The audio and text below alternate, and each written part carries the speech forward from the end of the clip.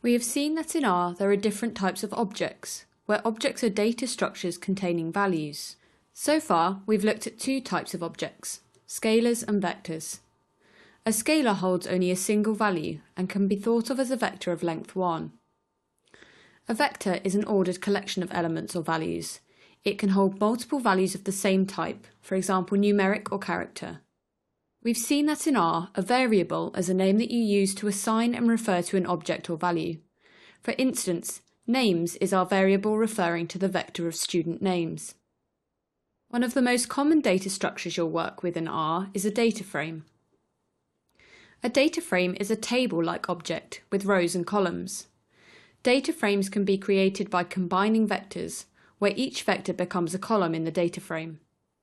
For instance, we could combine our names and score vectors into a data frame, as illustrated here. Typically, each row in a data frame represents an observation, for example a person, subject or event. In our example, each row represents a different student. Each column in a data frame represents a variable.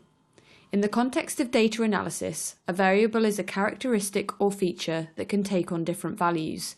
So here, the variables are the names and exam scores of the students. Let's use this example to see how we can combine vectors to form a data frame in R. Here's a reminder of the code we used in the vectors video to create our score and names vectors. To combine these vectors into a data frame, we can use the data.frame function, with the names of the vectors we want to combine in brackets, in the order in which we want them to be combined. You can combine however many vectors you like, and they can be of different data types. For example here, names is character and score is numeric. We'll name our data frame results. After we run this command in R, we can then use the print function to view the results data frame. As we've said, each row in a data frame corresponds to a particular observation, in this case a student. When combining vectors in this way, it's important that each vector is ordered so that the values in each column align correctly, i.e. in this case, that each person aligns with their correct score. Pause the video and have a go for yourself.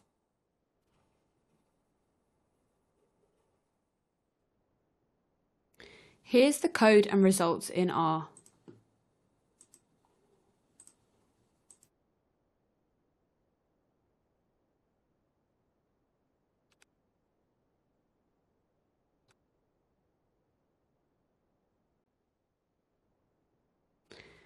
The data frame will now appear under Data in the Environment pane.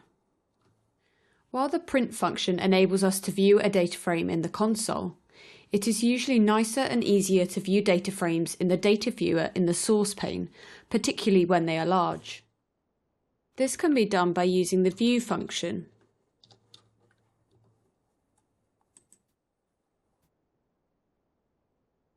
Or by clicking the data frame name in the environment pane, which also runs the view command in the console.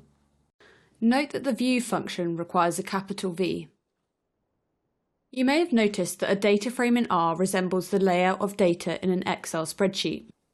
In fact, you can import properly formatted Excel data directly into R for analysis, which is more common than manually producing data frames from vectors as we've just done. We'll see how to do this in a later video. When working with data frames, you'll often want to access an individual column, i.e. variable, for analysis. To do this, use the $sign operator. For example, to select the score column of our data frame called results, type results, $score. On its own, this code just gives us the values in the score column. Typically, you'd type this within a function to apply the function to the vector, i.e. column, that you have selected. For example, maybe you want to find the average of the scores.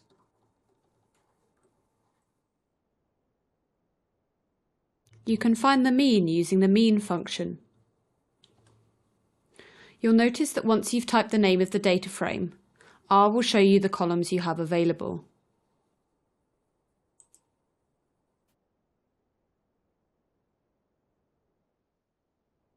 We could also use the print function to print the score column.